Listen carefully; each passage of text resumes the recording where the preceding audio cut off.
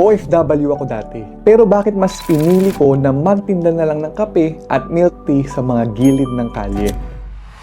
Ako si Ray at 5 years na rin ako sa mobile cart negosyo. CPA accountant ako dati sa Dubai na maganda naman ang sweldo. Nakakaraos naman sa buhay, pero siguro like most people, may pangarap din ako para sa sarili ko. I want more time, more freedom to enjoy life. Pagod kasi talaga ako dati lagi sa trabaho.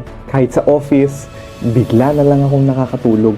Pero sa stage ng buhay ko ngayon, I can say na ang pagnenegosyo ang best decision na nagawa ko sa buhay ko. Kasi kahit papaano, nakapag-for good na ako dito sa Pilipinas. Kasama ko na ang family ko, nakapagpundar na kami ng bahay at sasakyan. At kahit papaano, nakakapag-travel na kami sa iba't ibang bansa. Nasustain kami dahil sa na-discover kong profitability sa pagiging street vendor. Naisip kong itinda ang mataas na demand na product ng milk tea and coffee. Pero sa kalsada kami kung saan walang rent na binabayaran at madaling makalipat ng pwesto. If gaya kita dati and you want to know more, i-check mo lang yung ibang videos namin dito sa page.